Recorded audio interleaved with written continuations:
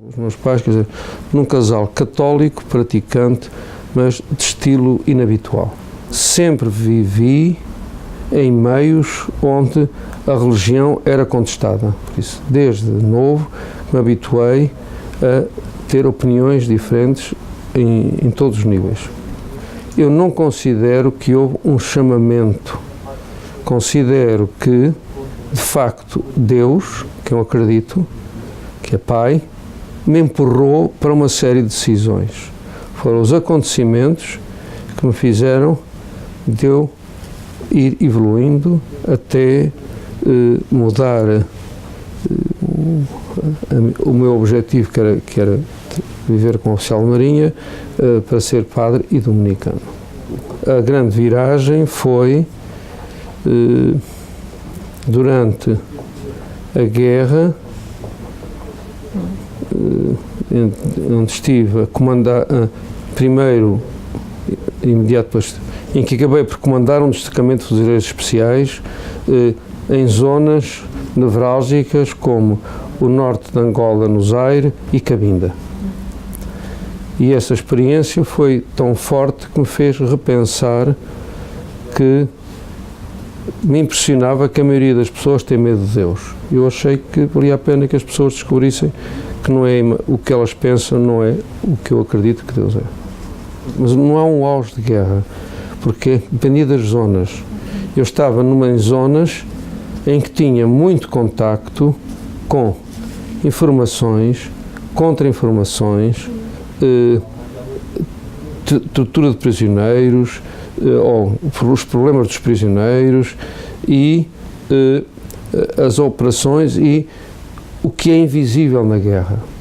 Por isso eu, aos 26 anos, tinha informações que normalmente, e decisões que somente só se tem aos 46, quando se é coronel ou quando se é capitão de mar e guerra. Não sei porquê, foi a altura em que eu passei a acreditar, sem qualquer hesitação, que Deus é Pai. Apesar de tudo, como disse bem, era ao contrário. E ter assistido a coisas e ver coisas, inclusive a ver pais venderem filhas, venderem por um mês, ou alugarem filhas, e outras coisas que me impressionou imenso. E a questão da tortura. Quando via que havia mais negativa a imagem de Deus, a mim apareceu-me como algo que inexplicável, mas que diz, eu quero que outras pessoas descubram que Deus é Pai. A noção da paz é de tal maneira vital que é evidente que eu vejo como uma coisa e as condições básicas para que haja paz. Só que depois foi complicadíssimo eu sair da Marinha. Complicadíssimo. Daí foi um sinal claro. As pessoas pensavam que eu iria para a jesuíta, por toda uma estrutura em Portugal e tudo isso. Talvez por um amigo meu, que tinha sido dominicano e que tinha por doença, teve que sair, que eu verifiquei que ele, em ano e meio, tinha evoluído mais nos dominicanos do que nós cá fora, intelectualmente. O nome oficial é Ordem dos Pregadores. E São Domingos de Gusmão, que é um espanhol castelhano, criou essa ordem faz agora 800 anos. Estamos a comemorar os 800 anos, por isso foi em 1216 e 15 que foi criada. E era para pregar, porque até aí os padres na Igreja Católica não pregavam. Era só os bispos e pessoas mandatadas. Por isso, grande parte dos cristãos na Europa, porque ainda noutros lados não havia, nunca ouvia uma pregação durante gerações. Porque os bispos estavam tão ocupados que não pregavam, a não ser na catedral. E as missões era raramente que iam lá uns abades pregar. Por isso a Maria só tinha devoções e sacramentos repetidos. Não tinha contacto nenhum nem com a Escritura. Houve um concílio que permitiu um Papa que formasse padres para pregar, por isso o nosso depois é evangelizar, e pregavam por todo lado, num castelo, numa taberna, em todo lado, era anunciar que o que Jesus quer e que vem dizer é bom, mas eu tenho que conhecer o Evangelho. Tinha também, e muito interesse, pelo ramo leigo dos dominicanos. Os dominicanos têm um ramo leigo nos normais, e eu trabalhei muito a nível europeu com esses leigos. E quando foi criada a comunidade internacional em Bruxelas, dos dominicanos, andaram a pedir pessoas interessadas, e eu ofereci-me como voluntário, foi o único voluntário português. Só 6 meses depois é que a Diocese me pediu para trabalhar com portugueses. E fiquei até agora, há uns meses, em que atingi o limite de idade. Uma parte muitíssimo importante é as relações com a vida associativa e a vida e a embaixada, o consulado e as atividades variadas, e com as associações da sociedade, porque é importantíssimo criar isso. E, por exemplo, eu também colaboro num programa de rádio, e nessa associação em Maús, que é toda a vida associativa, que é fundamental, não pode ser isolado. É muito mais importante criar uma sinergias entre, sobretudo a catequese, que é muito importante, a formação, o ensino da língua portuguesa, a relação com a vida associativa e com também a embaixada. Em segundo lugar, em Bruxelas há 2 mundos, o mundo dos imigrantes e o mundo dos expatriados, que é, não se considera, que trabalham nas instituições e nas grandes empresas. E normalmente uma imigração à outra é familiar. Uns chamam os outros.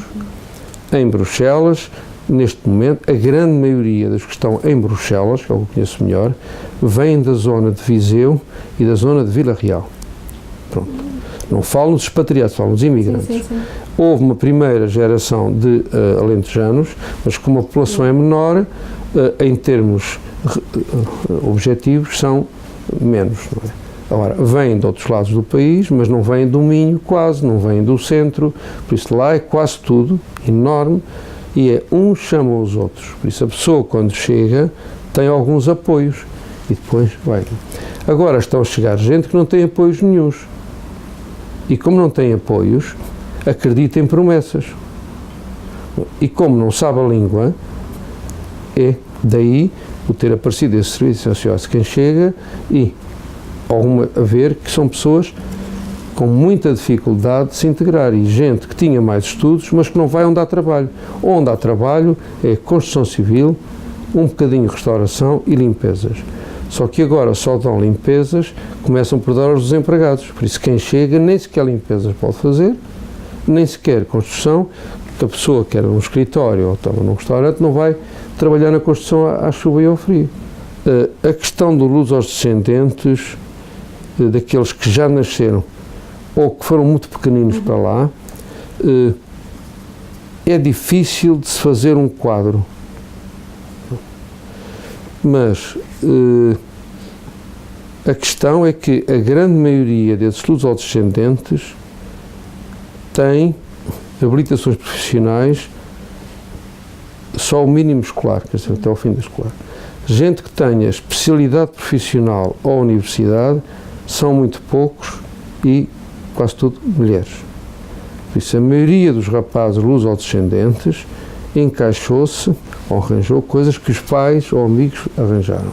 E há alguns, mas encaixaram-se. Agora, quem consegue já ter, se tem mais habilitações, estão mais integrados na sociedade civil. No ponto de vista social, as 2 comunidades católicas portuguesas são, no ponto de vista para o Estado, as maiores associações, que tocam a mais gente. A Embaixada passou a convidar como sendo associações, porque de facto as 2 comunidades portuguesas têm uma catequese única na Bélgica, em que ainda são 8 anos. A questão da língua na catequese não é apenas conhecimento de língua cultural, porque as pessoas, mesmo estando integradas na língua francesa, não vão integrar-se em paróquias, tirando os expatriados. Para ser misericordioso, eu tenho de descobrir que sou objeto de misericórdia. Deus é misericórdia, Deus é amor. Por isso é o nome de Deus e a realidade central de Deus que Jesus nos revela.